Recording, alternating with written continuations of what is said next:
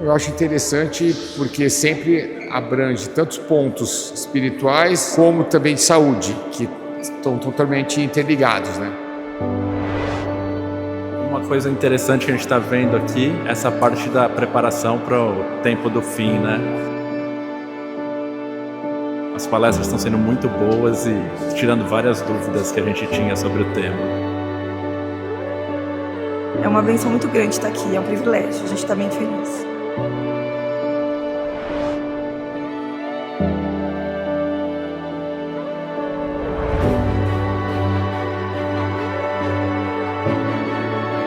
Um crescimento espiritual muito grande.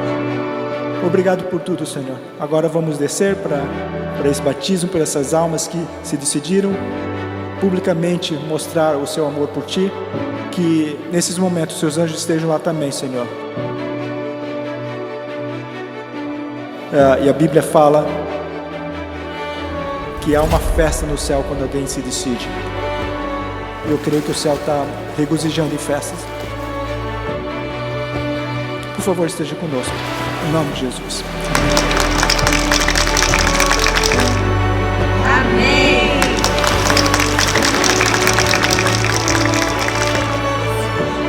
Incline sua fronte. Vamos falar com Deus.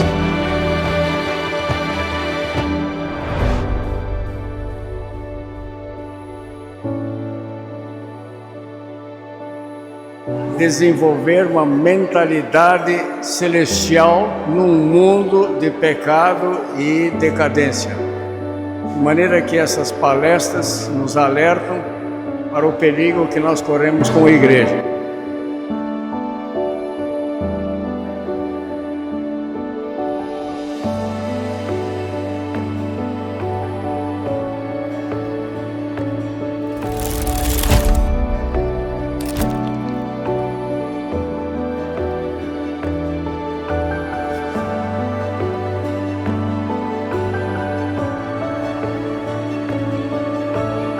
Tinha um problema chamado tireoidite Hashimoto, já tinha procurado vários médicos. Então, assim, eu vim pro Campal no ano passado, fiz os tratamentos com a doutora Bárbara, melhorei demais e eu tinha que vir nesse para contar isso para todo mundo.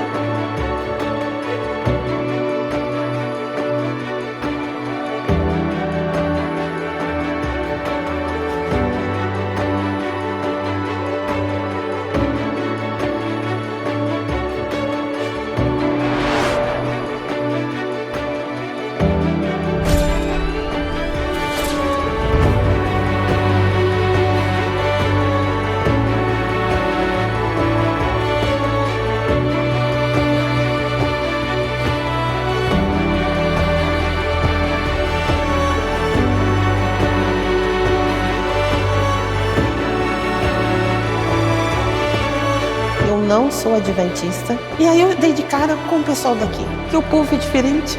Então, para mim, foi um choque. Porque você vem numa realidade que é superficial. Jesus está voltando e a gente tem uma missão aqui. E essa missão que a gente tem, ela tem que ser cumprida. Para mim, foi uma experiência imensurável. Não tem como eu qualificar o que ocorreu, mas eu senti uma diferença muito grande.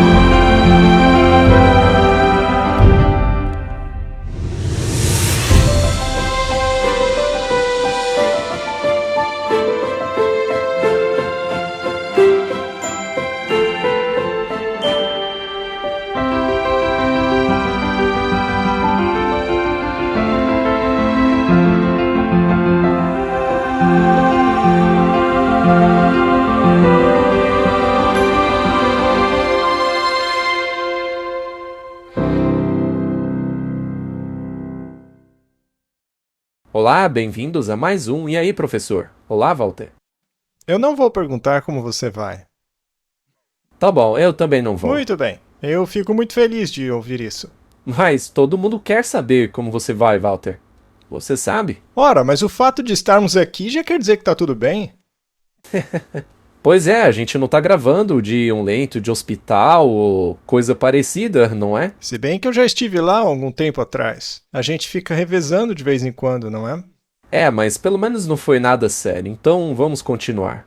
Muito bem, hoje vamos falar sobre o convite de casamento. Nós não falamos sobre isso aqui no E aí, professor, ainda? Bom, temos uma bela imagem de fundo aí. Parece ser um casamento bem chique, né? Com certeza é, eu nunca fui convidado para um casamento desse tipo. E eu já fui a casamentos muito bonitos, mas esse daí é extravagante. Parece aquelas festas do Donald Trump. Com o novo salão que ele está construindo, não é? Isso mesmo. Muito bem, temos muita coisa para falar sobre os acontecimentos recentes do mundo, mas vamos deixá-los para depois até que a poeira sente um pouco mais. Do contrário, a gente vai começar a parecer uma emissora de TV comentando sobre notícias. Além disso, vamos deixar as coisas se assentarem melhor, né? Para que a gente saiba para onde elas vão. E além disso, nosso foco está em 4 de julho e nas coisas que vão acontecer também no dia 17 deste mês. Então não se preocupem, vamos falar das coisas quando elas acontecerem. Vamos começar com uma oração? Ótima ideia, Martin. Isso é necessário.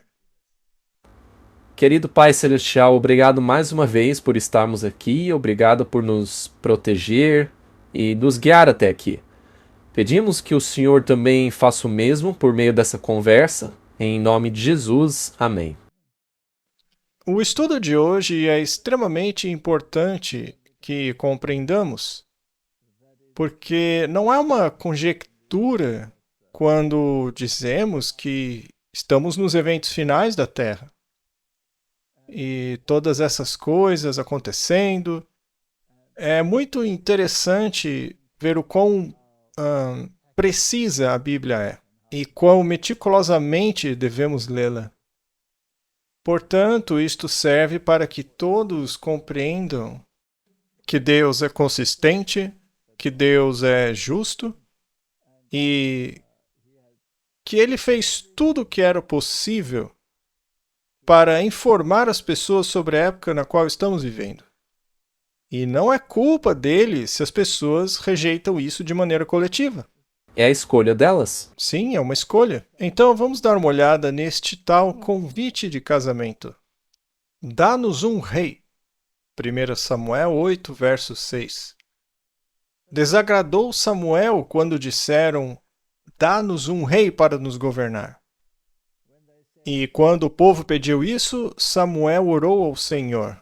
E o Senhor disse a Samuel: atende a voz do povo em tudo o que te disserem, porque não te rejeitam a ti, mas a mim, para que eu não reine sobre eles. Então veja que o povo rejeitou Deus. Não queriam que ele reinasse sobre eles. Agora, o interessante, Martin, é que o povo sempre esteve disposto a tê-lo como um Deus. Sim, mas não como um... Não como um governante. Exatamente. Olha, Deus, queremos que o Senhor nos dê as coisas, mas não que o Senhor nos diga o que fazer, tá bom? Isso, obrigado pelo pão de cada dia, obrigado pela chuva, obrigado por isso e aquilo, mas isso basta, tá? Isso é a humanidade. É igualzinho hoje. Isso nunca vai mudar.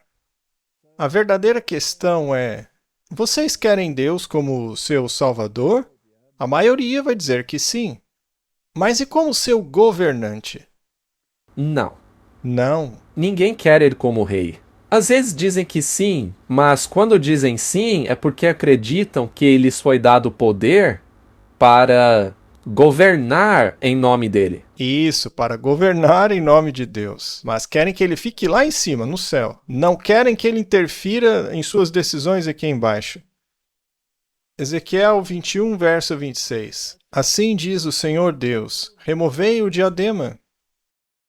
Chega um ponto em que essa coisa de rei simplesmente não dá certo. E Deus diz: tire a coroa, livre-se dela. Remova a coroa, não será mais o mesmo. Exalte o humilde e humilhe o orgulhoso. Eu a derrubarei, derrubarei, derrubarei, e ela não mais existirá até que venha aquele cuja justiça é sua, e eu a darei a ele. Isto se refere ao fato de a coroa pertencer a Jesus Cristo. Ele é o rei. Mas o Senhor tem permitido esses governos terrenos, essas realezas terrestres, mas há 3 derrubadas ali. Bom, você pode interpretar isso de várias maneiras. Acho que talvez até aplicações duplas. Porque houve uma derrubada, uma queda, quando Israel foi levado em cativeiro. Nesta época, não houve mais coroa. E então houve uma outra queda, quando Judá foi para o cativeiro, certo? Mas aí há uma terceira queda, certo? Esta terceira remoção da coroa dos homens acontece no fim dos tempos. E pode ser. Você acha que talvez tenha havido um tipo de remoção do poder quando Jesus disse que a casa dele seria deixada desolada? Sim, mas não é uma remoção da realeza, porque ela já havia desaparecido. Sim, é verdade. Ela já não existia. Mas outra possibilidade é analisarmos essa questão sob a lente do fim dos tempos, é que esta derrubada seria a remoção do poder dos monarcas de Israel, e depois haveria o papado, que viria a reivindicar essa coroa, dizendo: agora eu sou monarca. E aí ele disse a Jesus, o verdadeiro rei: olha, fica aí em cima, tá? Nós não o queremos aqui embaixo. E se você pensar em todas essas guerras entre os protestantes na Inglaterra, com o rei como sendo chefe da igreja, os escoceses dizendo: o nosso único rei é Jesus, e as guerras que decorreram em torno disso. Mas, enfim, essa disputa sobre quem é o rei continua até hoje. Então, houve uma remoção de poder em Israel. Depois, houve uma remoção de poder quando o governo secular do papado, em 1798, sofreu a ferida mortal. E haverá uma derrubada de poder final pouco antes da vinda de Jesus, já que o verdadeiro rei digno de ser coroado é Jesus. Sim, será o fim do poder dos reis dessa terra. Os reis desta terra vão acabar, e o verdadeiro rei começará o seu reinado. Eu fico só pensando naquele rei que foi visitar o rei Trump. Foi um verdadeiro espetáculo. Foi um espetáculo muito interessante. Depois a gente vai mostrar pro pessoal, quando chegar a hora. Exatamente, nós faremos isso. Então, não haverá mais reis terrestres, governantes terrestres. O governo será entregue ao verdadeiro rei e governante, Jesus Cristo. Então, não basta aceitá-lo como seu salvador. Você tem que aceitar o governo dele. E o governo de um rei é baseado em leis. Hoje em dia não falam sobre o Estado de Direito o tempo todo? Não é verdade? Eles têm centenas e centenas de leis e tá tudo bem. Agora com as 10 leis de Deus? Ninguém quer. Pois é, ninguém quer. Não, a gente quer milhares de leizinhas. E, na verdade, grande parte delas nem favorece a humanidade.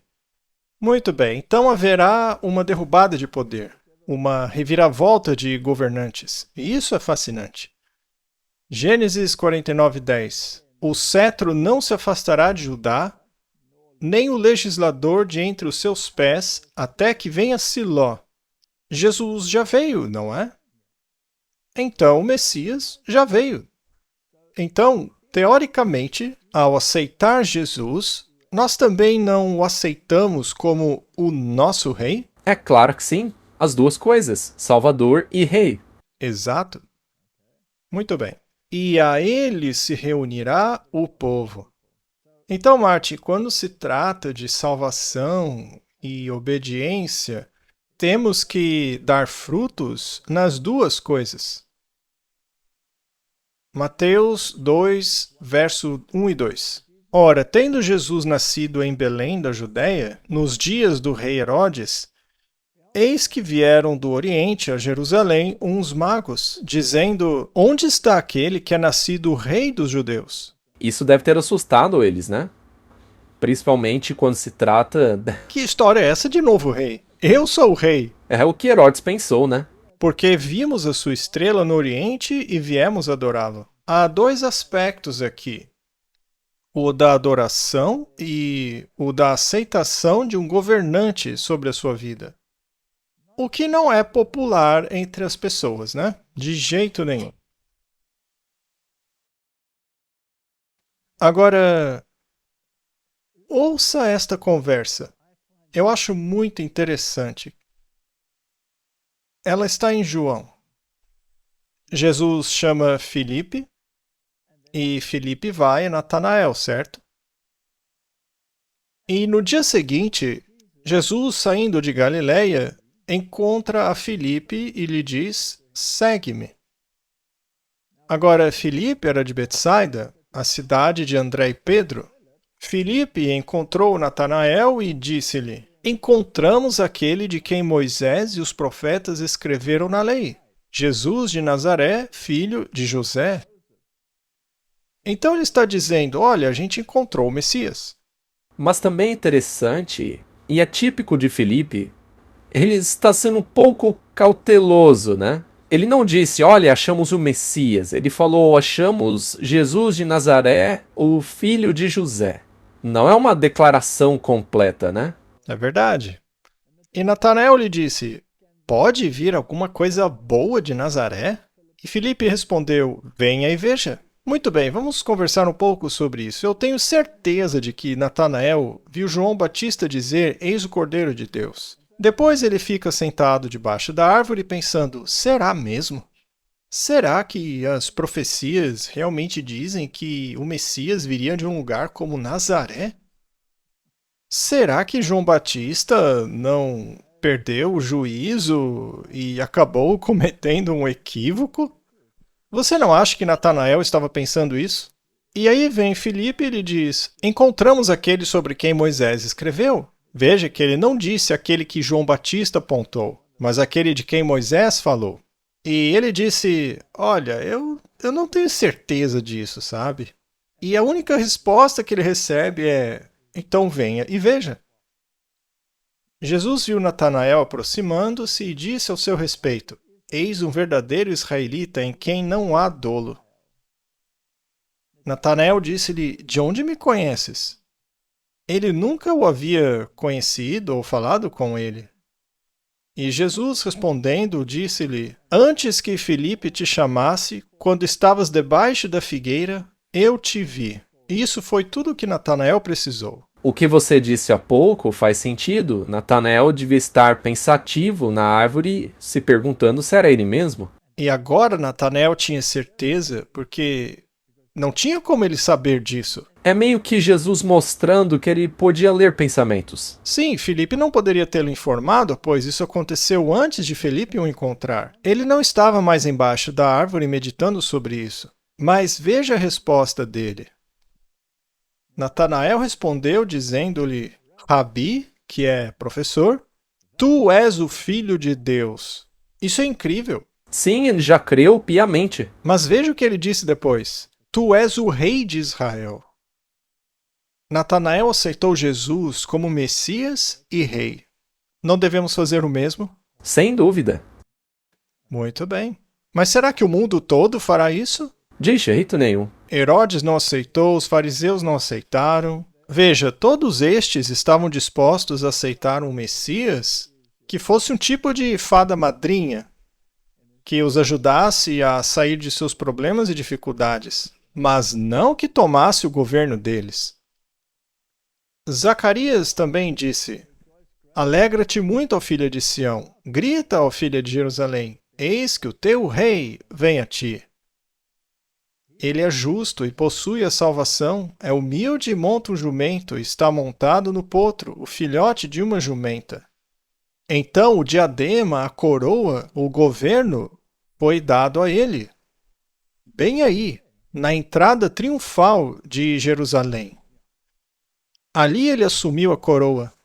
As pessoas reconheceram que ele não apenas era o Messias, mas o rei de Israel. Isso deixou os governantes da época em pânico. Ora, diga ao povo para se calarem! Foi isso que disseram a Jesus. O povo não pode dizer isso. Mateus 21:2. E disse-lhes: Ide à aldeia que está diante de vós, e logo achareis uma jumenta amarrada, e com ela um jumentinho. Desamarrai-os e trazei-os a mim. E se alguém vos disser alguma coisa, direis: O Senhor precisa deles, e logo os enviará.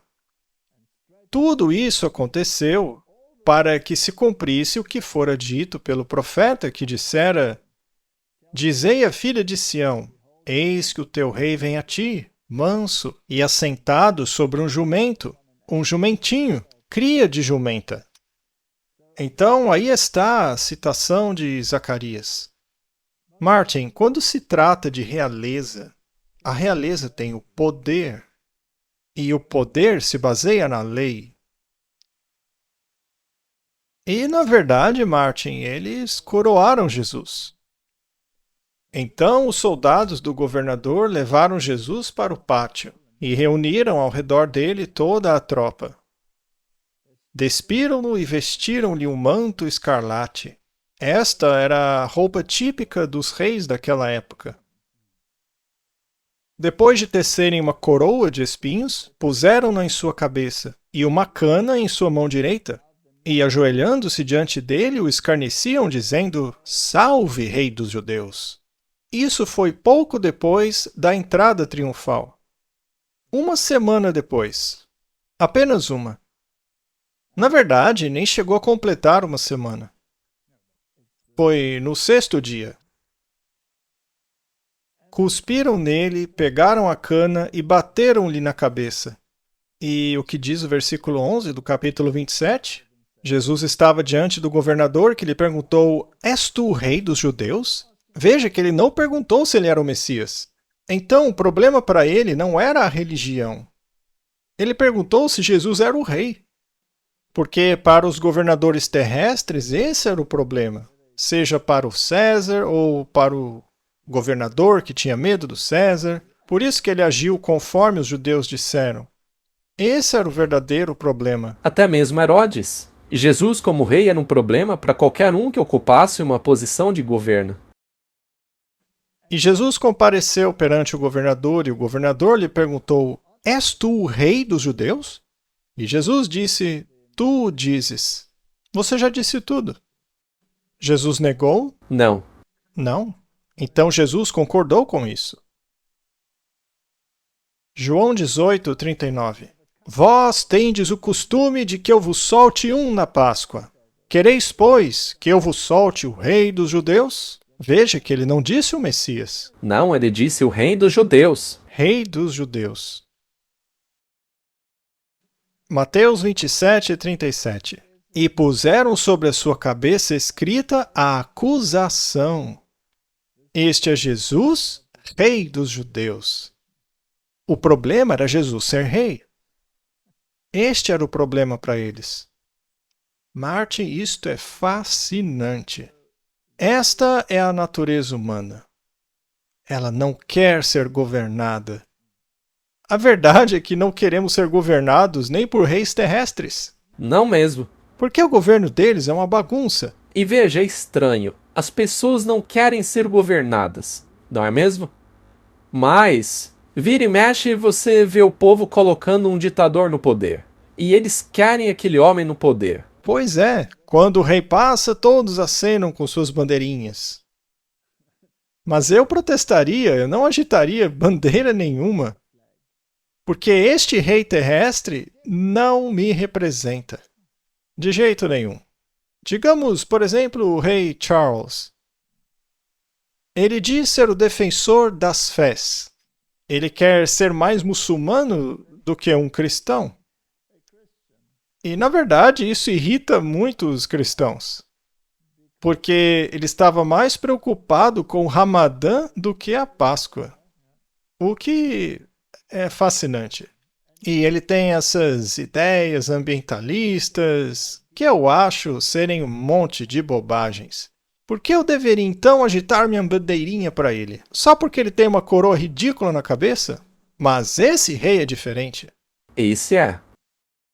Esse rei é diferente. Este merece nossa submissão. Martin, agora você só aceitaria este rei como seu rei se o pensamento dele está em harmonia com o seu. Correto? Claro, definitivamente. Veja as lendas do rei Arthur, né? Ele era um homem benevolente, todos se curvavam diante dele, querendo que ele os governasse. Mas por que ninguém quer ser governado por Jesus? Não sei, talvez porque o vejam como um fraco? Sabe, talvez porque ele seja gentil. Mas veja, ele não é um banana. Não, não. Este rei é o capitão do exército do Senhor. João 19:15. Mas gritaram: fora com ele! Fora com ele! Crucifica-o! Pilatos disse-lhes: crucificarei eu o vosso rei? Pilatos esfregou na cara deles. E os principais sacerdotes responderam: não temos rei senão César. Que declaração lamentável! Você consegue imaginar o povo escolhido de Deus trocando o próprio Messias pelo César? Quando se aceita Jesus como rei, você está aceitando outra forma de governo. Você está aceitando a liderança dele. Vamos nos certificar de que realmente se trata disso. E veremos por que o rejeitaram. João 11:49. Um deles, chamado Caifás, sendo o sumo sacerdote naquele mesmo ano, disse-lhes: vocês nada sabeis, nem considerais que nos convém que um homem morra pelo povo e que toda a nação não pereça. Ou seja, eles perceberam que o sistema de governo deles estava para acabar. Eles não seriam mais considerados como os governantes, porque agora havia chegado outro rei e teriam que ser submissos a ele. Exatamente. Não, não, não. A gente só quer as bênçãos. Não queremos um rei. Nós já governamos sobre tudo. Não queremos que isso acabe. Eles amam o poder. E isto ele não disse por si mesmo, mas sendo sumo sacerdote naquele ano, profetizou que Jesus haveria de morrer por aquela nação. E não somente por aquela nação, mas também para que reunisse em um só os filhos de Deus que estavam dispersos. Veja, a conversa que estamos tendo hoje é sobre um convite. Para quê? Para um casamento do rei. Ou seja, uma união, um alinhamento extremamente próxima com esse rei. Esse casamento é como um pacto para a vida toda. Ou seja, Martin, não há como anular esse pacto. Claro, se você escolher aceitá-lo, certo? Muito bem. E um deles, chamado Caifás, sendo sumo sacerdote naquele mesmo ano, disse: vós nada sabeis. O que ele sabia? Ele enxergou as coisas. Ele viu que o domínio dele, todo o sistema deles, o qual você acabou de mencionar, iria acabar. A posição dele de sumo sacerdote iria acabar. Afinal, o verdadeiro sumo sacerdote estava diante dele. Não, eu quero continuar sendo sumo sacerdote. Pois é. Ou seja, ele entendeu isso. Ele entendeu as implicações da chegada desse rei. 1 Timóteo 6,13. Eu te ordeno diante de Deus, que dá vida a todas as coisas, e diante de Cristo Jesus, que diante de Pôncio Pilatos fez uma boa confissão, que guardes este mandamento sem mácula e irrepreensível até a manifestação de nosso Senhor Jesus Cristo, a qual, em seus tempos, mostrará o bem-aventurado e único soberano Rei dos Reis e Senhor dos Senhores. Martin, há quanto tempo devemos nos submeter a este novo rei? Para sempre. Para sempre. Mas por que não vemos isso agora? É porque será revelado no tempo dele. Mas pela fé já podemos alcançar isso. Quando chegar a hora, ele mostrará quem é o bem-aventurado e único soberano, o Rei dos Reis e Senhor dos Senhores. Portanto, Jesus tem um título duplo. Ele é um governante e um salvador. É verdade. O único que possui a imortalidade. Portanto, o único que pode dar a vida eterna, sob certas condições. Habitando na luz, a qual nenhum homem pode se aproximar, a quem nenhum homem viu nem pode ver, ao qual seja honra e poder eterno. Amém. Sendo assim, esta autoridade vai assumir o trono, gostemos disso ou não. Ele tomou o poder uma primeira vez, uma segunda e tomará pela terceira e última vez. Portanto, os líderes espirituais da época estavam lá para orientar em assuntos espirituais.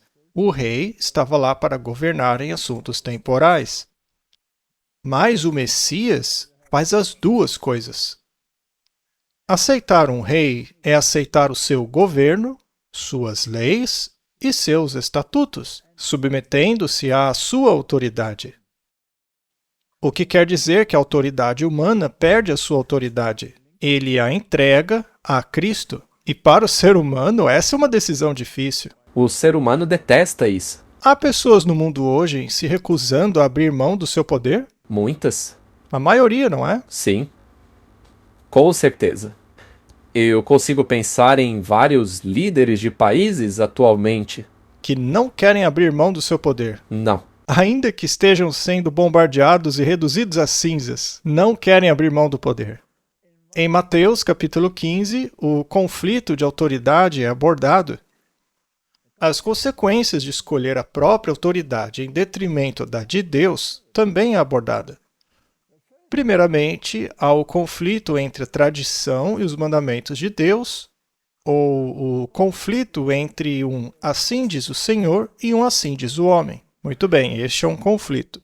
Em segundo lugar, o efeito da tradição na transformação do coração é abordado, pois a tradição silencia a consciência e substitui a voz do Espírito Santo por rituais que embalam a humanidade em uma falsa sensação de segurança. Você concorda, Martin? Sim, especialmente com relação à Igreja Católica. Veja a sua liturgia. Ela é mais importante do que a própria Bíblia. Correto. E, em terceiro lugar, uma vez que a tradição substitui a obediência e a adesão a um assim diz o Senhor, a condição se torna desesperadora e se segue a cegueira espiritual, que é incurável. É isso que a espiritualidade inaciana faz com você. Ela substitui a sua fé por uma parafernália de rituais e métodos e emoções. E aí essas pessoas chegam ao ponto em que Deus diz, deixe-os para lá. Se lembra o que Deus disse a Efraim? Efraim entregou-se a ídolos, deixe-o para lá. E a situação piora cada vez mais, até que se perde todo o discernimento e se torna uma casa de demônios. Os judeus haviam chegado nesse ponto. Ritualizaram tanto a religião, a ponto de transformar o ritual em salvação. E ao chegarem neste ponto, não houve mais esperança para eles. Todo o sistema deles foi eliminado. Então aproximaram-se de Jesus alguns escribas e fariseus de Jerusalém, dizendo, por que os teus discípulos transgridem as tradições dos anciãos? Pois eles não lavam as mãos quando comem pão. Martin, por acaso aqui não havia dois conjuntos de regulamentos, duas leis, uma oposta à outra? Sim, a tradição dos anciãos contra a lei de Deus. Uma é um ritual, a outra vai ao coração. Sim, eles lavavam a mão para se purificarem por dentro. Mas ele respondeu e disse, por que também vós transgredis o mandamento de Deus por causa da vossa tradição? Essa foi uma resposta incisiva, hein? Pois Deus ordenou dizendo, honra o teu pai e tua mãe? Quem amaldiçoar o pai ou a mãe, que seja morto. Mas vós dizeis, quem disser ao pai ou à mãe, é oferta ao Senhor o que poderias aproveitar de mim? Esse não precisa honrar nem o seu pai nem a sua mãe. Assim vocês invalidam pela sua tradição o mandamento de Deus. Bem, a questão é que nós devemos cuidar dos nossos pais na velhice. E lembre-se, naquela época não existiam asilos. O Estado não lhe dava uma aposentadoria para te ajudar na sua velhice. Então a responsabilidade de cuidar dos pais recaía sobre os filhos. Mas, se você desse ao templo o dinheiro com o qual cuidaria dos seus pais, ou seja, se você desse esse dinheiro para os fariseus, você estaria livre de usá-lo para cuidar dos seus pais. Mas isso é quebrar o mandamento de Deus. Agora, Martinho Lutero, quando ele ingressou no mosteiro, ele não ficou livre da obrigação de cuidar dos seus pais, uma vez que agora estaria servindo a igreja? Sim, porque de acordo com a Igreja Católica, ele não podia mais fazer isso. Então é a mesma situação. A Igreja Católica fez a mesma coisa que os judeus fizeram. Bem, eles ainda o fazem hoje em dia. Mas Jesus disse claramente: assim tornastes nulo o mandamento de Deus por causa da vossa tradição. Hipócritas, bem profetizou Isaías a vosso respeito, dizendo: este povo se aproxima de mim com a boca e me honra com os lábios, mas o seu coração está longe de mim. Eles queriam o Messias, mas não queriam um rei. Não queriam que o Messias reinasse sobre eles. E Jesus também disse, e aqui ele se dirigia aos discípulos: ainda não entendeis?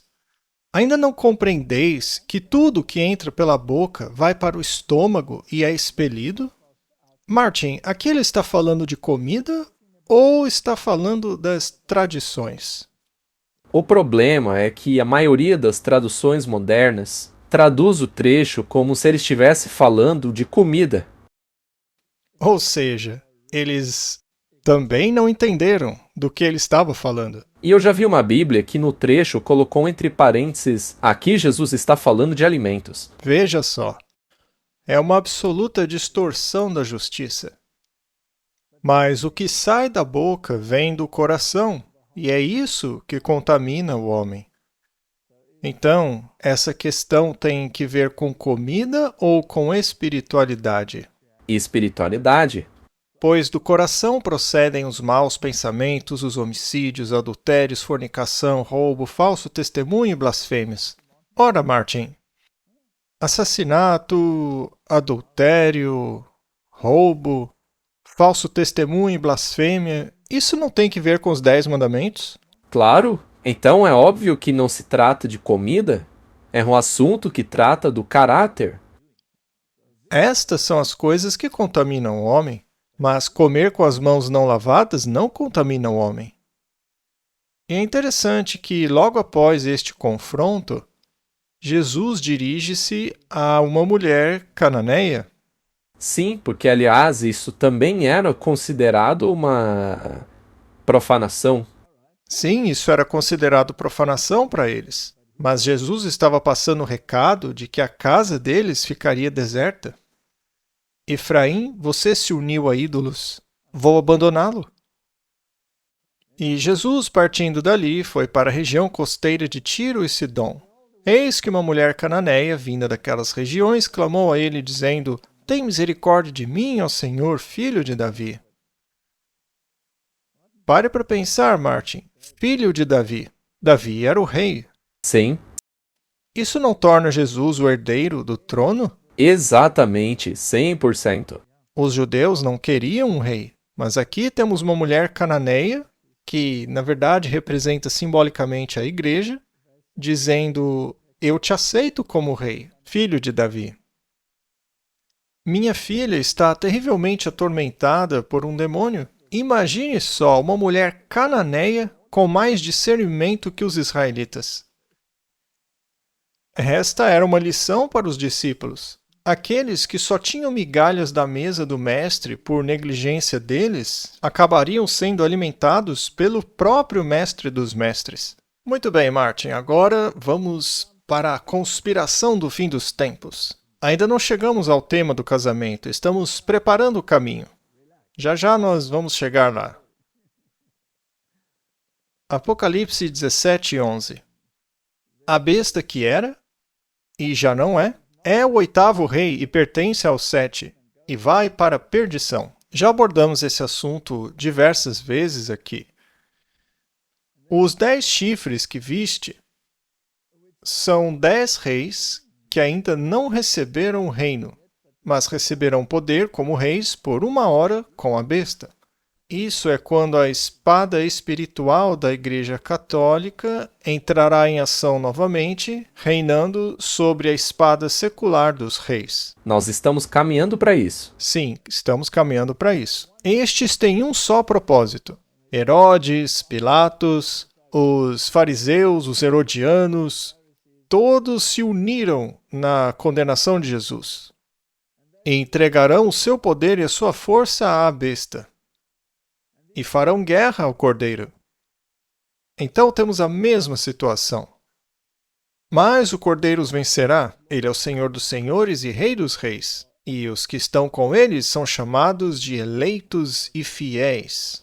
Fiéis ao Rei. Isso. Na sua veste e na sua coxa tem escrito este nome: Rei dos reis e Senhor dos senhores. Portanto, temos que aceitar esta liderança. Mas eles não querem. Eles querem governar por 1 milênio. E alguns nem por 1 milênio, eles querem governar para sempre mesmo. Quando Cristo veio a esta terra, ele estabeleceu um reino que não era deste mundo, mas este reino se aproximou de nós de forma que todos aqueles que quisessem pudessem entrar.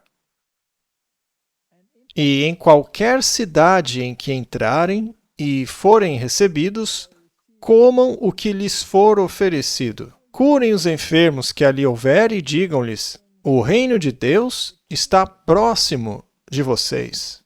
Então veja que há um rei. Porque o reino dos céus é semelhante a um pai de família, que saiu de manhã cedo para contratar trabalhadores para sua vinha.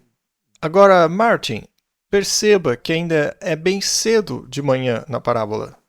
Então, é o início do reino do Messias, mas no futuro haveria a noite, que é o fim deste período anterior à vinda de Cristo, quando ele vier para assumir o reinado literal. Isso aí, então, foi cedo pela manhã. Então, aí temos o Messias falando com os judeus. A lei e os profetas vigoraram até João Batista, né? Desde então, o reino de Deus é anunciado. Quando começou o reino, então? Quando João Batista pregou a chegada do reino. Retire a coroa e eu a darei a quem ela pertence. A Siló, o Messias. Muito bem. E desde então, todos se esforçam para entrar nesse reino. Então você poderá fazer parte dele pela fé. E também aceitando as leis deste reino. Exatamente. Aceitar o plano de salvação e submeter-se a este reino. É mais fácil passar o céu e a terra do que cair um só tio da lei. Nem sequer um tio da lei seria mudado. A lei seria cumprida. E os 10 mandamentos fazem parte da lei. Exato, a lei do reino de Deus permanece inalterada. E o que aconteceu quando começaram a pregar isso? Os discípulos foram perseguidos por causa do nome de Jesus. Será que o mesmo vai acontecer novamente? É uma promessa, claro que vai. Depois de os levarem até o conselho, o sumo sacerdote lhes perguntou, dizendo: não vos ordenamos expressamente que não ensinasseis neste nome? E eis que enchestes Jerusalém com a vossa doutrina. E quereis trazer sobre nós o sangue deste homem? Mas por que eles o rejeitaram? Porque Jesus era rei. E eles não queriam um rei. E Pedro e os apóstolos responderam: é preciso obedecer a Deus antes do que aos homens. O Deus de nossos pais ressuscitou a Jesus, a quem vós matastes e pendurastes numa cruz. Deus o exaltou à sua direita como príncipe e Salvador, para dar a Israel o arrependimento e o perdão dos pecados. Então veja aqui de novo, Jesus era o Rei e Salvador. E nós somos suas testemunhas dessas coisas, e também o Santo Espírito que Deus concedeu aos que lhe obedecem. Veja só aí, aqueles que obedecem, que se submetem ao rei. E ao ouvirem isso, ficaram profundamente indignados e conspiraram para matá-los. Não preguem esse tipo de coisa. Nós temos as nossas próprias leis.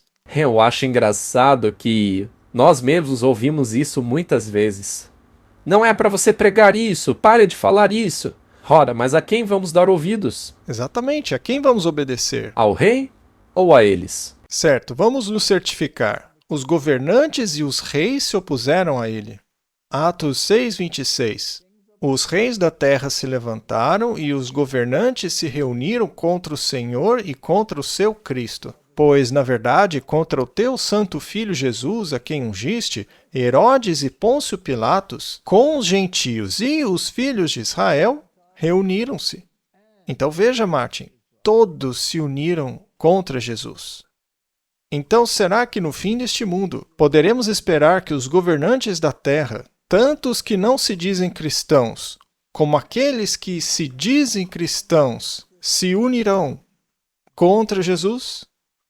Claro que sim. E contra o quê? Contra a autoridade de Jesus para governar. Como foi no passado, assim será agora. Apocalipse 19:19. E vi a besta que tinha recebido todo esse poder e glória, né? E os reis da terra, e os seus exércitos, reunidos para fazerem guerra contra aquele que estava sentado sobre o cavalo e contra o seu exército. Isso vai acontecer de novo. Haverá uma repetição. Exato. Bom, agora estamos prontos para o casamento. Vimos que o que aconteceu foi uma rejeição geral, exceto aqueles que queriam entrar no reino. E hoje também teremos uma rejeição mundial, exceto aqueles que aceitaram o convite. Bem, houve 2 convites de casamento, mas as pessoas confundem os 2 e acham que um é repetição do outro, mas não é. Então, em um momento nós temos um jantar, mas no outro uma ceia ou um banquete. Qual dos 2 nós vemos em Apocalipse? Vemos a ceia, mas antes dela há o jantar. Vamos dar uma olhada nisso. Apocalipse 19. Aqui temos o fim. Veja, bem-aventurados os que são chamados para a ceia das bodas do Cordeiro. Outras versões dizem o banquete. Isto ocorre ao final da dispensação cristã.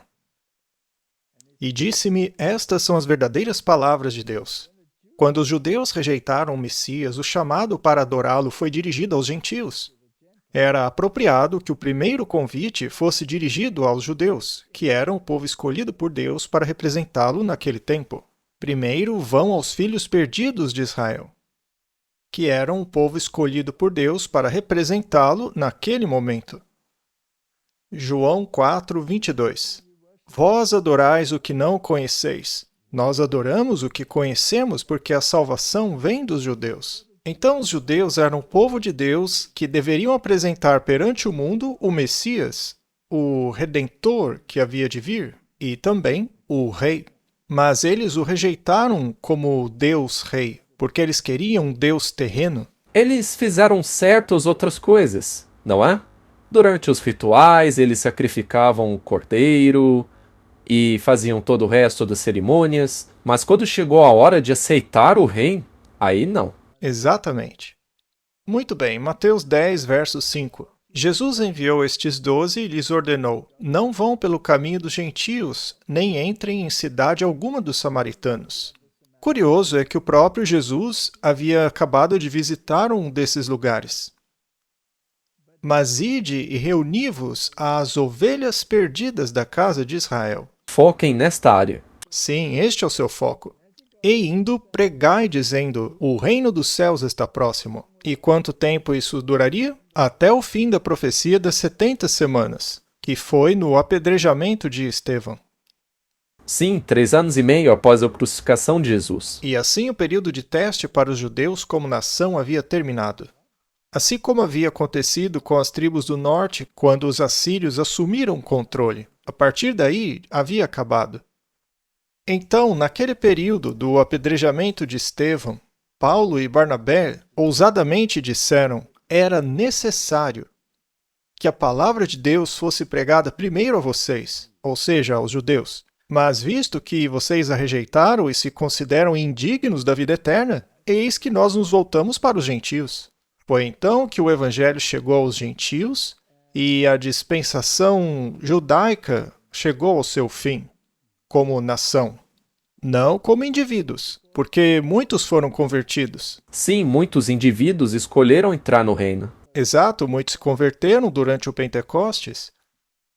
Muito bem, então o primeiro convite de casamento foi feito aos judeus. E é importante que as pessoas entendam isso, porque elas podem se confundir e pensar, tá bom, mas os judeus ainda têm um papel a desempenhar hoje, não é? Não, eles não têm. Aquela nação de Israel hoje é uma construção maçônica que não tem nada a ver com a Bíblia. Ela é falsa. Portanto, o chamado aos judeus para aceitarem o Messias como noivo e rei é representado na Bíblia como o convite para o jantar, e não para a ceia ou o banquete. Vamos ler Mateus 22. O reino dos céus é semelhante a um certo rei que preparou um casamento para o seu filho e enviou os seus servos para chamar os convidados para o casamento. Mas estes não compareceram. De quem ele está falando aqui? Dos judeus, não é? Ora, é claro, dos judeus. O rei foi enviado primeiramente para eles, o povo de Deus. Novamente, ele enviou outros servos dizendo: digam aos convidados que eu preparei o meu jantar. Meus bois, meus novilhos já foram abatidos e tudo já está pronto para o casamento. Estava tudo preparado, Martin. Mas eles não deram importância e seguiram seus próprios caminhos, um para sua fazenda, outro para os seus negócios, e o restante pegaram os servos e os trataram com maldade e os mataram. Muito bem, o que significa essa palavra jantar? Vamos dar uma olhada no dicionário e vermos isto. É a primeira comida ingerida logo pela manhã. Mas hoje em dia a terminologia foi alterada, mas o uso da palavra que nos interessa é o original, que está lá na Bíblia. Então esse jantar, na verdade, é o desjejum, é a primeira refeição do dia. Então Jesus, em sua primeira vinda, convidou primeiramente os judeus, porque era assim que deveria ser. Afinal, eles eram os representantes de Deus. Porém, mais tarde, o significado desta palavra foi alterado, significando uma refeição mais tarde ao longo do dia. Mas, enfim, este aqui foi o primeiro chamado, logo pela manhã. Mas quando o rei soube disso, ficou furioso e enviou seus exércitos e destruíram aqueles assassinos e incendiaram as cidades deles. Que interessante, hein? Por acaso Deus não usou o exército romano para fazer isso por ele? Anos 70 depois de Cristo, a destruição de Jerusalém. Exato. Então ele disse aos seus servos: o casamento está chegando, mas os convidados não eram dignos. Era necessário, disse Paulo, que fosse oferecido primeiro a eles. Mas uma vez que não se mostraram dignos do convite da salvação, ele agora é feito aos gentios. Então agora a igreja cristã se volta para os gentios. Saiam, pois, pelas estradas e convidem para o casamento todos os que encontrardes. Uma estrada sai da cidade para outros lugares. Para além. Saiam de Jerusalém. Convidem aqueles que estão fora da cidade. Então os servos saíram pelas estradas e reuniram todos quantos puderam, tanto maus como bons. E o casamento ficou repleto de convidados. E quando o rei entrou para ver os convidados, ele viu ali um homem que não estava trajado com a roupa de casamento. Ou seja, é necessário aceitar Cristo e sua justiça para fazer parte deste casamento, mas você também tem que aceitá-lo como rei. Esta é a veste da justiça, que não tem rugas. E ele lhe disse: amigo, como entraste aqui sem estar trajado com a veste de casamento? Mas ele ficou sem palavras. Você tem que aceitar a justiça de Cristo. Então ele entrou lá, apenas com sua própria justiça. Talvez achando que suas boas obras bastassem. Então o rei disse aos seus servos: amarrem-no de pés e mãos e levem-no embora daqui. Lancem-no na completa escuridão. Ali haverá choro e ranger de dentes, pois muitos são chamados, mas poucos escolhidos. Então aqui está o convite de casamento para os gentios. A igreja passou a ser composta pelos judeus que aceitaram o chamado e os novos gentios. Isto é a igreja cristã. E a igreja cristã continuaria por quase 2000 anos. Mas, ao final disto, não deveria haver um convite de casamento para aceitar o rei que está por vir? Podemos então dizer que o rei enviou os seus exércitos, ou seja, os romanos, para destruir a cidade dos judeus? Sim, foi o que aconteceu. Os judeus tinham sido os guardiões dos oráculos de Deus. Eram eles que deveriam pregar a vinda do Messias, o rei dos judeus. Mas fracassaram miseravelmente, porque queriam estabelecer um reino terreno onde eles teriam controle e assim aplicaram mal as profecias e as simbologias e negligenciaram o cumprimento delas. Você concorda? Sim, foi o que aconteceu. Por isso a casa deles ficou desolada. E Jerusalém foi destruída. E é por isso que Caifás pôde dizer que era conveniente que esse homem morresse, ao invés de abrirem mão do poder deles. Bem, eles tentaram isso, mas no fim das contas, perderam completamente o poder que tinham. É assim que funciona a natureza humana, Martin. Romanos 9:24. Até nós a quem ele chamou, não apenas dos judeus, mas também dos gentios. Então a igreja passou a ser composta por judeus e gentios convertidos. Pois por um só Espírito todos nós fomos batizados em um só corpo, quer judeus, quer gentios. Sejam escravos ou livres, todos fomos feitos para beber de um só Espírito. Então, este convite de casamento, na verdade, foi um jantar, mas como vimos no início, o significado dessa palavra era a primeira refeição da manhã. Significa que os judeus tinham que ter aceitado Jesus como Messias, o rei dos judeus, aceitar a sua justiça pela fé, sua expiação como Cordeiro de Deus que tira os pecados do mundo. Eles tinham que ter aceito as vestes do casamento, mas se recusaram. Eles sequer tinham que comprar nada. Era só aceitar. Correto. O evangelho foi levado aos gentios e a igreja cristã, composta tanto por judeus como por gentios, constituiu o Israel espiritual de Deus que, dali para frente, pregaria as boas novas ao mundo. Isso por quase 2000 anos. Será que a igreja cristã se sairia melhor do que os judeus em sua longa história? O que você acha, Martin? Ou os imitaria e buscaria estabelecer o reino para si? Ou depositaria suas esperanças no rei que virá e esperaria pacientemente pela bem-aventurada esperança? Infelizmente, não. Não fariam isso, mas imitariam os judeus. Exatamente. E nós estamos vendo isso, pois todos vão seguir a besta. Então, Martin, em algum momento, terá que haver um segundo convite. Vamos analisar este segundo convite. Está registrado lá em Lucas. Ele também é um convite para um casamento, mas agora é uma ceia. Ela ocorre ao final do dia. Isto é ao final da dispensação cristã. Apocalipse 19:9. E ele me disse: escreve, bem-aventurados os que são chamados para a ceia das bodas do Cordeiro. Não é a mesma refeição. Esta acontece depois da primeira. Estas são as verdadeiras palavras de Deus. A ceia é a última refeição do dia, não devendo ser confundida com o jantar. Como já disse, era a primeira refeição do dia, lá em Mateus.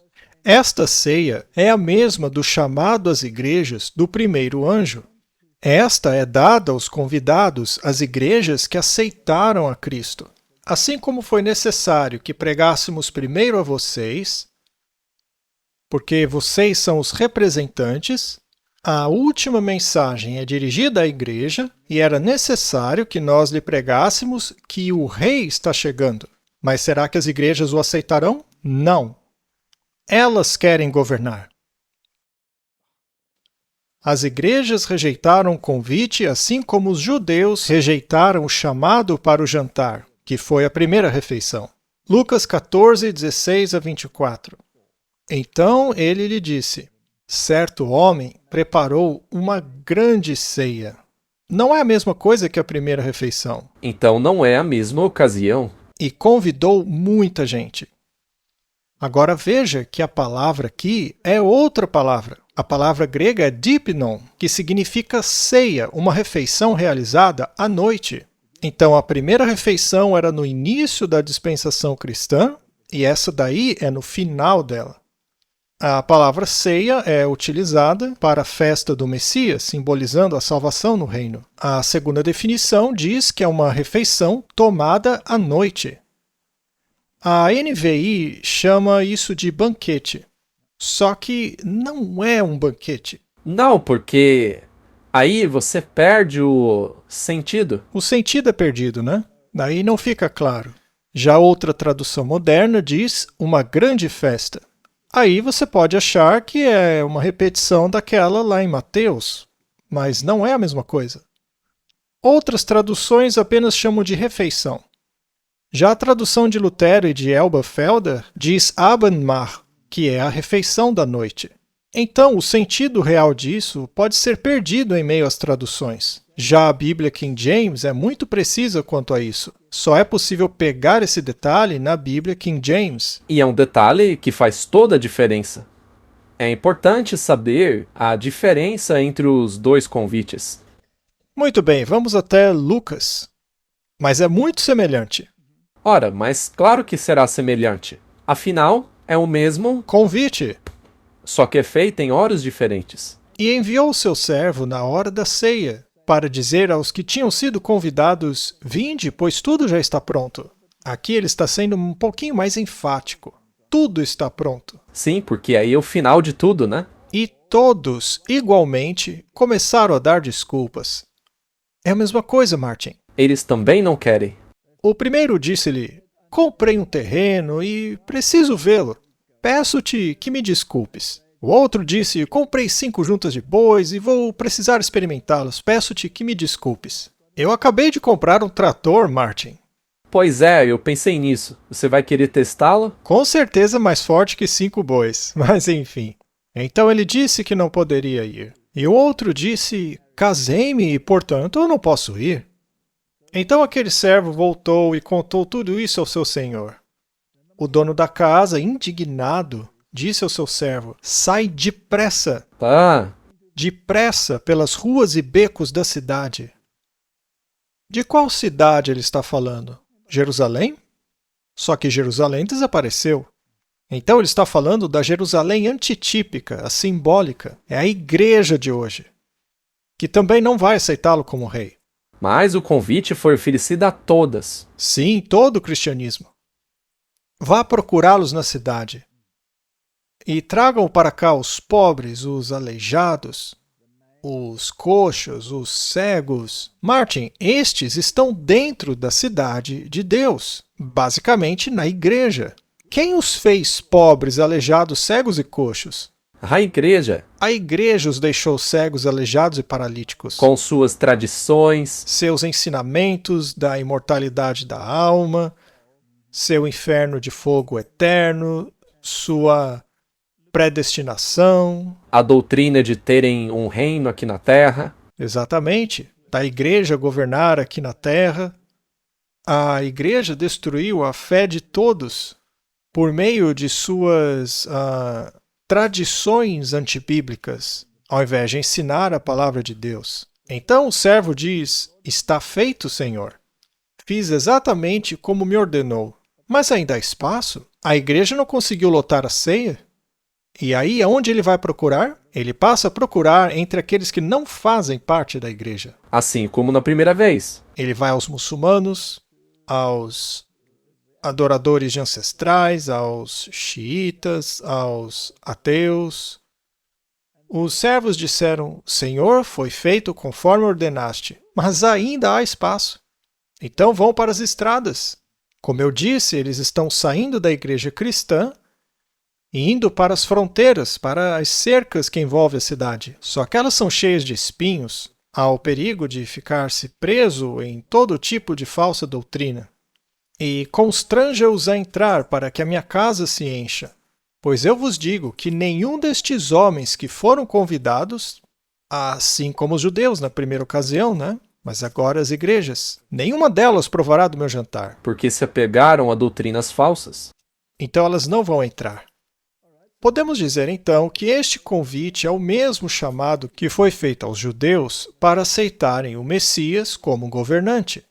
Mas dessa vez o chamado é dirigido às igrejas cristãs. Isso ocorrerá no fim do período cristão.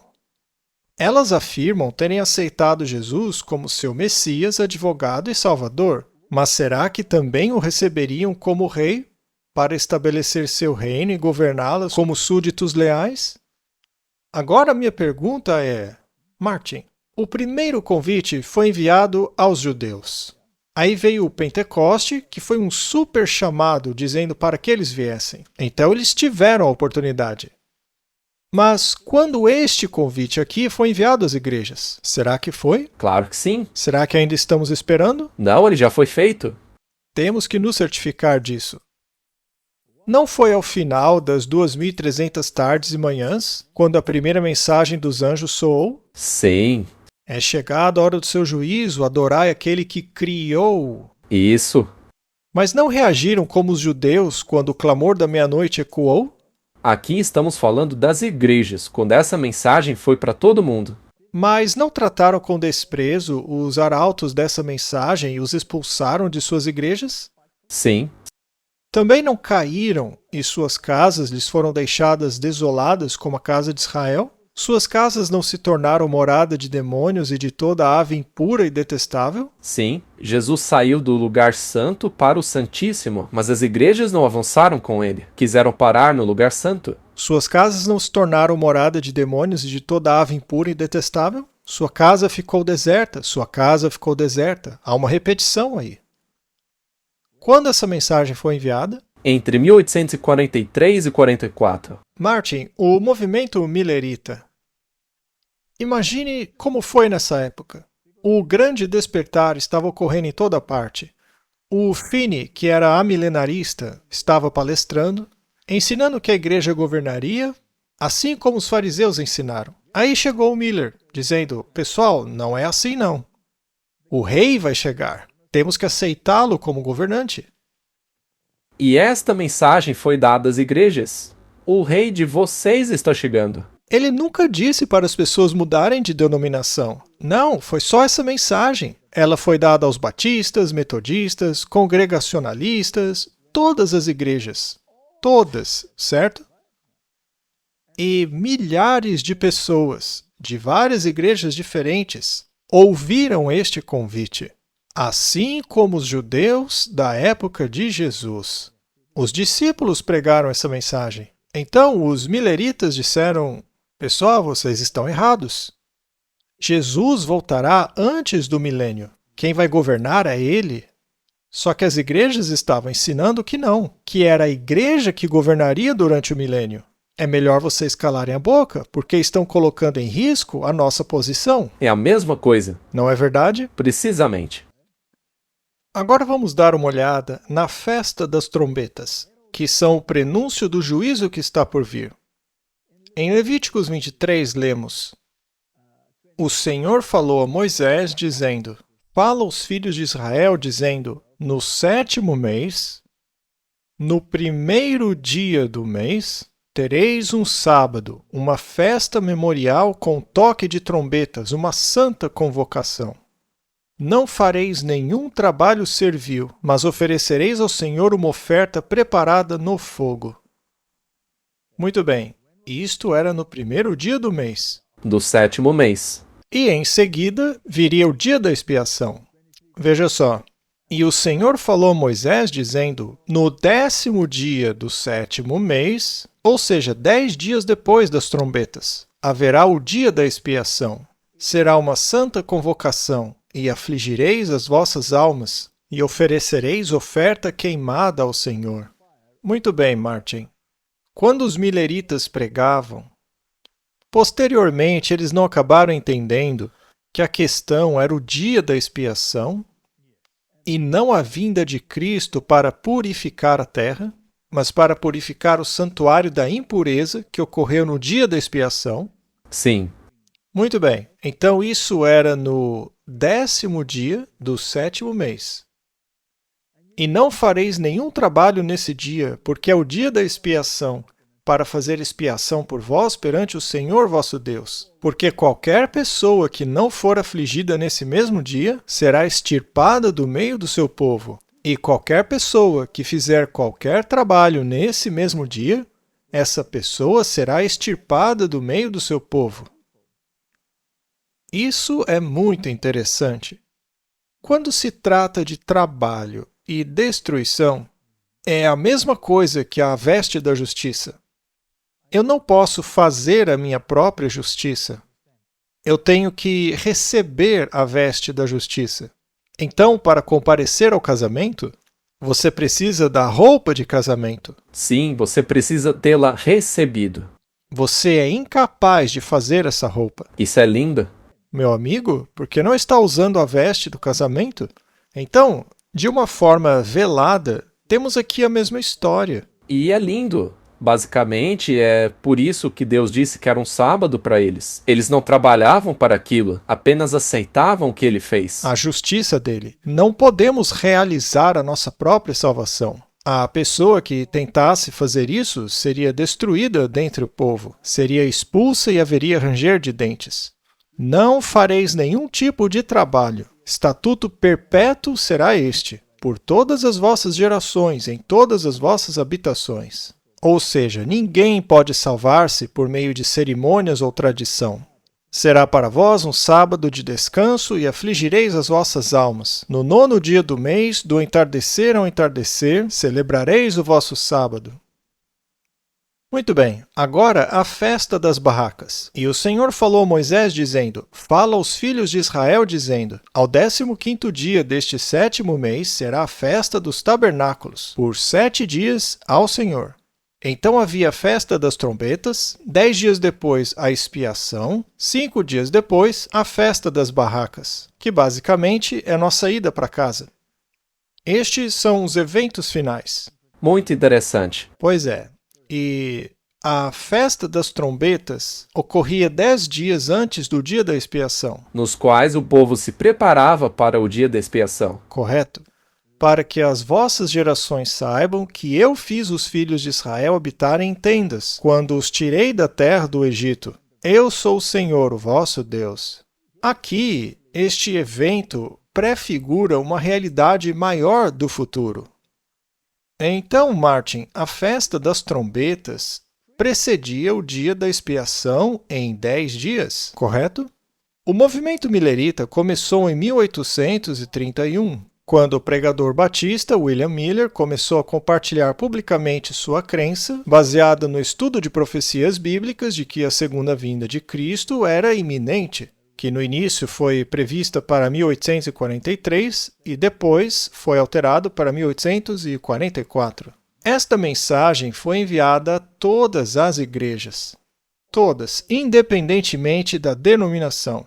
Não houve nenhum pedido para que ninguém mudasse de igreja. A única mensagem era: Jesus está voltando como rei. Sim, preparem-se. E essa pregação só ganhou força real após o grande sinal do céu da queda das estrelas, ocorrida em 1833.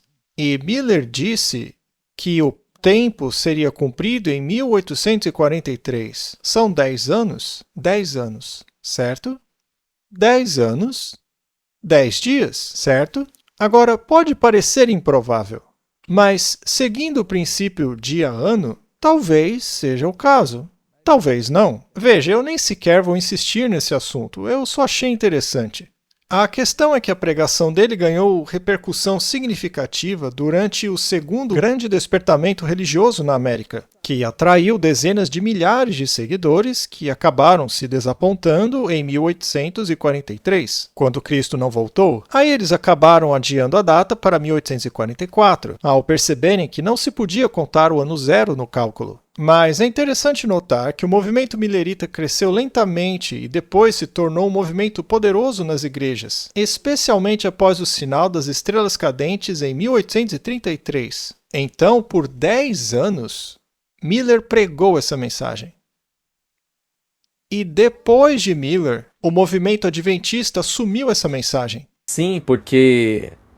E na verdade é importante que as pessoas entendam que até mesmo o grande desapontamento foi profetizado. Sim, foi profetizado, mas é fascinante que o movimento millerita tenha basicamente terminado em 1843. E então o movimento adventista assumiu e descobriu a falha do raciocínio. Jesus não viria para purificar a terra com sua segunda vinda, mas sim que estava chegando o dia da expiação, que era um símbolo que representava a purificação do santuário. Então tudo caminhou cronologicamente de acordo com as festas. E era necessário a veste da justiça. Não era uma religião baseada em obras. Assim, Miller previu o fim da profecia dos 2.300 dias para 1843. E após essa data, as igrejas finalmente se distanciaram do movimento adventista.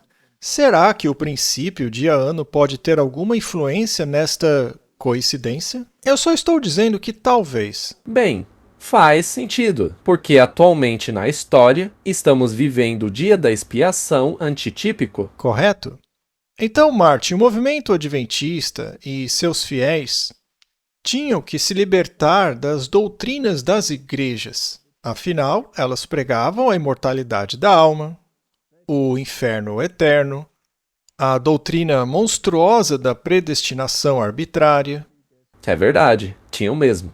Também pregavam graça e misericórdia sem justiça, pregavam a abolição da lei de Deus, dizendo que ela deixou de existir, pregavam a eficácia de sacramentos. Até mesmo as igrejas protestantes conservaram alguns dos sacramentos, enquanto a Igreja Católica pregava os 7 sacramentos como meio para a salvação. Isso não existe. Ainda assim, algumas igrejas protestantes, como a metodista, diziam que eram ordenanças, mas não sacramentos.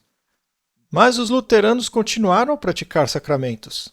Eles tinham que aprender sobre a doutrina da reconciliação, a mensagem do santuário, os 2 compartimentos do santuário, a compreensão correta da restauração do milênio e pós-milênio.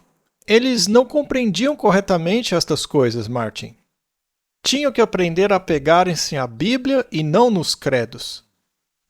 Pare para pensar nisso. Considere a confusão que o diabo e suas vítimas introduziram nas igrejas. Sistemas irreparáveis que tinham que ser abandonados porque não podiam ser purificados de seus erros. A Babilônia havia chegado ao ponto sem retorno, assim como os judeus chegaram ao ponto sem retorno. O antitípico Estevão agora precisava ser apedrejado. Não há espaço para vinho novo em odres velhos. Era necessário a renovação da mente. Vinho novo precisava de garrafas novas. Era necessário que a mensagem da vinda do Messias fosse pregada às igrejas. Mas já que elas a rejeitaram, a mensagem seria enviada ao povo da Babilônia. Isso, na verdade, eles acabaram se tornando Babilônia. Afinal, eles haviam começado a reforma, mas acabaram junto à Babilônia. Imediatamente após este evento, veio a mensagem do segundo anjo, que disse: a Babilônia caiu 2 vezes. Já que a Igreja Católica já havia caído em desgraça, mas agora os protestantes também caíram. E por quê? Porque rejeitaram a vinda do rei. Exato. Eles queriam governar. E é por isso que agarraram-se aos seus credos e doutrinas. Correto? Quando as tradições conflitam com a verdade, há um problema. A reforma protestante havia se libertado de muitos erros papais, mas não de todos. Não apenas mantiveram muitos deles, mas criaram ainda outros. Todo tipo de confusão doutrinária. Romanos 12:2. Não vos conformeis com este mundo, mas transformai-vos pela renovação da vossa mente, para que experimenteis qual seja a boa, agradável e perfeita vontade de Deus. Temos que ir à Bíblia. Vemos o ensino da imortalidade da alma na Bíblia? Não. Não. Vemos o oposto disso. Na Bíblia encontramos a doutrina da igreja governando a terra no milênio? Não. Na Bíblia, quem governa é o próprio Cristo. Encontramos na Bíblia esse negócio da revogação da lei de Deus? Jesus disse: se vocês me amam, obedecerão os meus mandamentos. Não há nada disso. Pois é. Ele não veio abolir a lei. Então, todas essas doutrinas, elas se tornaram credo para as igrejas.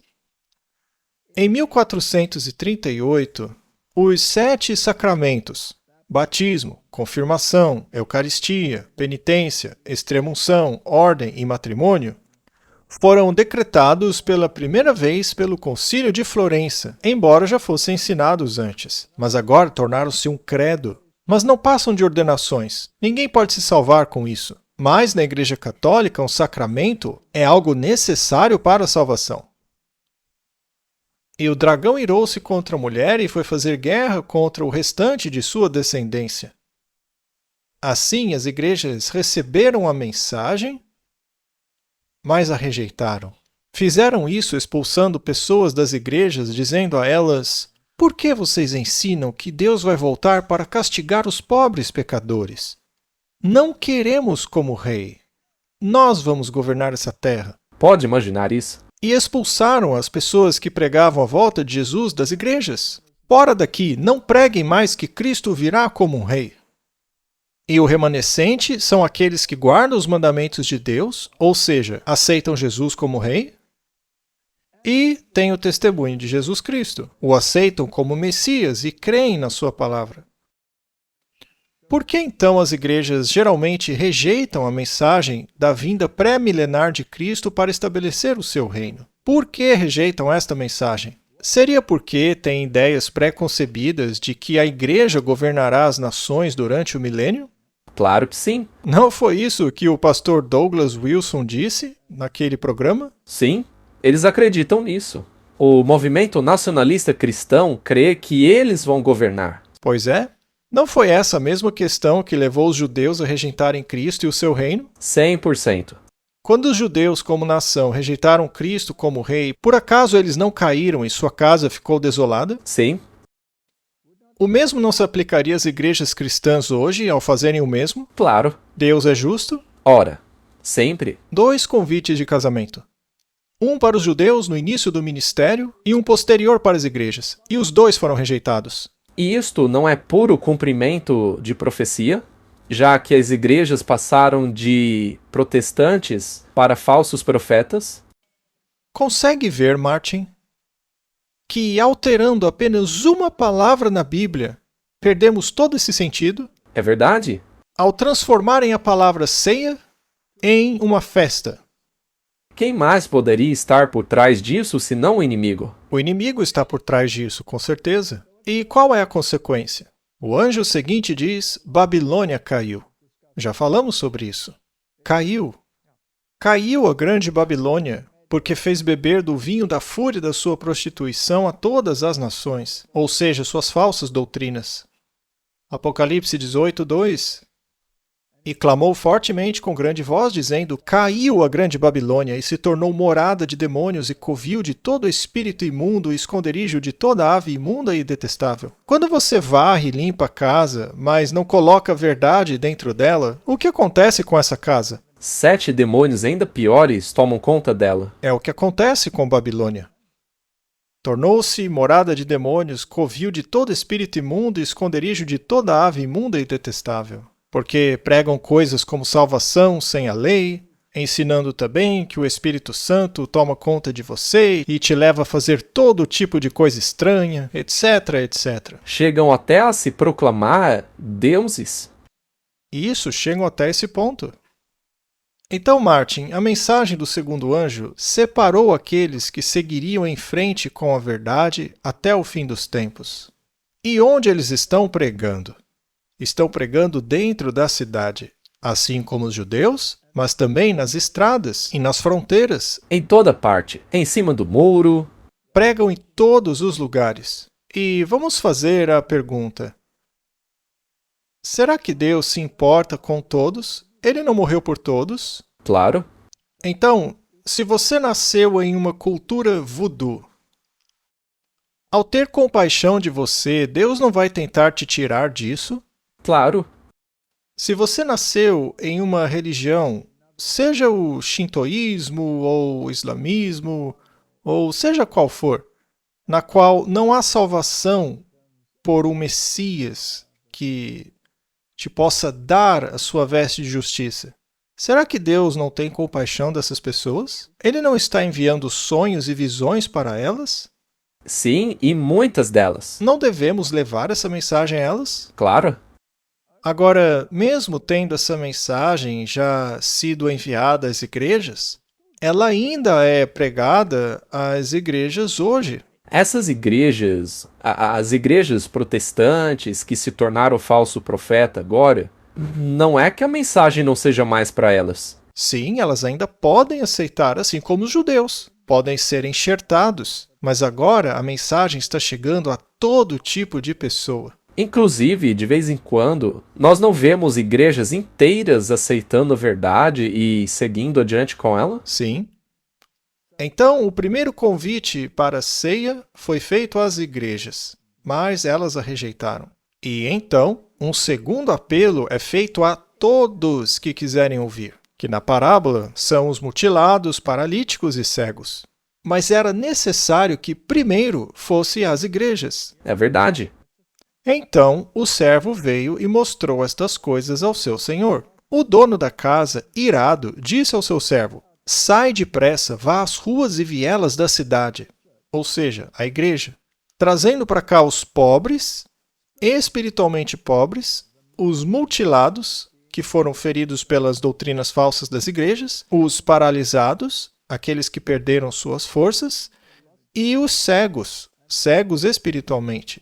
E aí perguntamos de novo, né? Só para deixar bem claro, quem deixou essas pessoas cegas espiritualmente? Os falsos ensinamentos dos seus líderes e pastores. Os fariseus cegaram espiritualmente as pessoas de sua época? Sim, porque os líderes querem se manter no poder. E Jesus não os chamou de cegos? Cegos, guias de cegos. Os dois vão cair na vala. Quem os mutilou? Quem tornou essas pessoas não funcionais? Quem os fez parar, mancar e aleijar? As igrejas. Cidade. As igrejas aqui são chamadas de cidade de Babilônia. Sim. Em meio ao alto clamor, seu povo foi chamado da Babilônia, que se tornou uma casa de demônios. O Pentecoste chamou o seu povo para fora de uma dispensação judaica caída e desolada. E milhares saíram e se tornaram cristãos, seguidores de Cristo. O mesmo acontecerá no segundo Pentecostes. Milhares romperão seus laços com a Babilônia e se tornarão adventistas do sétimo dia. Eu não estou nem falando de denominação religiosa agora. Estou falando de pessoas que guardam o sétimo dia e aguardam a vinda de Cristo como Rei, que por acaso é o nome da nossa denominação. E estas características aí, segundo a própria Bíblia, são exatamente as mesmas características do povo remanescente. Correto? E há uma exigência para fazer parte dessas pessoas, guardar os mandamentos de Deus e ter a fé de Jesus. Que, segundo a Bíblia, é o espírito de profecia. A Bíblia deixa isso claro. A igreja de Sardes, que representa a igreja da época do protestantismo, não aceitaria a doutrina da segunda vinda. Portanto, a vinda do Senhor seria para eles como um ladrão na noite. Sim, e serão pegos de surpresa. Uma grande e terrível surpresa. Mas não deveria ser assim. Vamos a Apocalipse 3, verso 3. Lembra-te, pois, do que tens recebido e ouvido. Aqui está falando a Sardes. Permaneçam firmes, arrependam-te. Se não vigiares... Vigiar o quê? Os sinais da vinda de Cristo, quando ele voltar como grande rei do universo. Virei a ti como um ladrão, e não saberás a que hora virá sobre ti. É por isso que eles pregam essa ideia do milênio temporal, no qual eles vão reinar por 1000 anos. A verdade é que não vai ser assim. Posso fazer uma pergunta? Se isto se refere a eles não saberem a hora, significa então que aqueles que estão vigiando possam estar um pouco mais despertos neste momento? A Bíblia diz isso. Vamos ler. 1 Tessalonicenses. Mas quanto aos tempos e às épocas, vocês não precisam que eu lhes escreva, pois vocês mesmos sabem perfeitamente que o dia do Senhor virá como um ladrão de noite. Mas para quem? Para Sardes. Sim, os que não estão vigiando. Pois quando disserem paz e segurança, lhe sobrevirá repentina destruição, como as dores de parto à mulher grávida, e de modo nenhum escaparão. Mas vocês, irmãos, não estão em trevas para que esse dia os surpreenda como ladrão.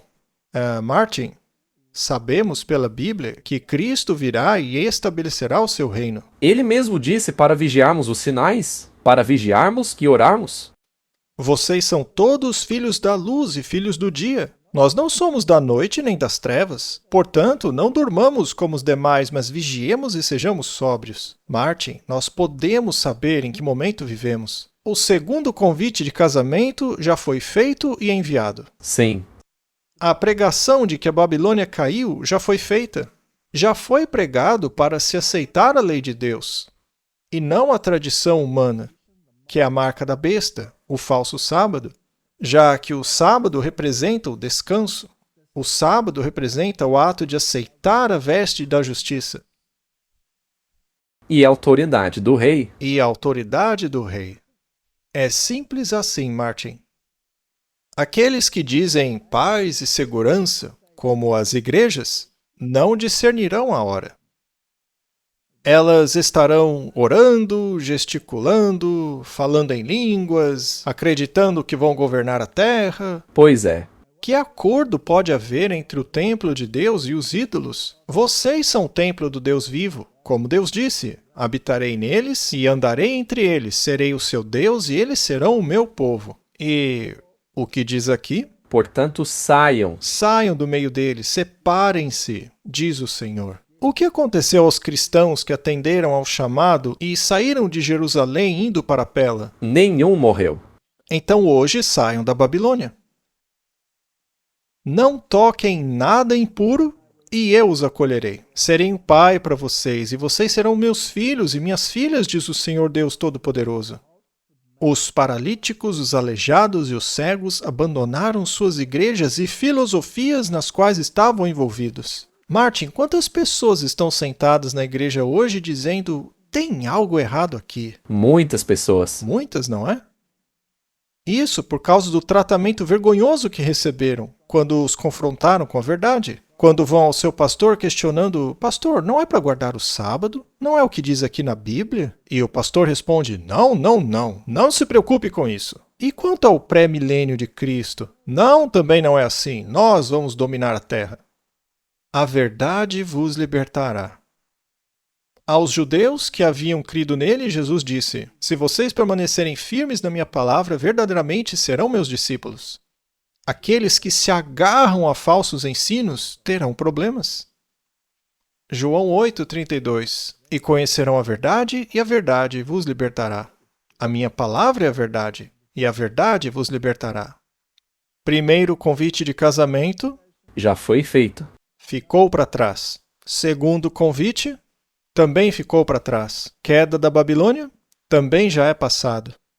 Pregação do fim do dia da expiação, praticamente concluído. Estamos no limite disso. Não é? Estamos praticamente voltando para casa. Exatamente, Martin. E todos aqueles, naqueles 7 dias, guardaram o sábado pelo menos uma vez. Podemos dizer com segurança que ninguém entrará no céu sem ter guardado pelo menos um sábado. Correto? Vamos orar, Martin. Pai Celestial, obrigado pelo convite de casamento. Senhor, eu oro para que os nossos negócios, nossos interesses neste mundo não nos impeçam de aceitar o Teu convite. Teu convite foi enviado a todas as igrejas, a maioria rejeitou, praticamente todas elas. Então eu oro para que os coxos, os cegos, os aleijados venham e aceitem-no, para que possamos celebrar juntos a festa dos tabernáculos. Em nome de Jesus, amém.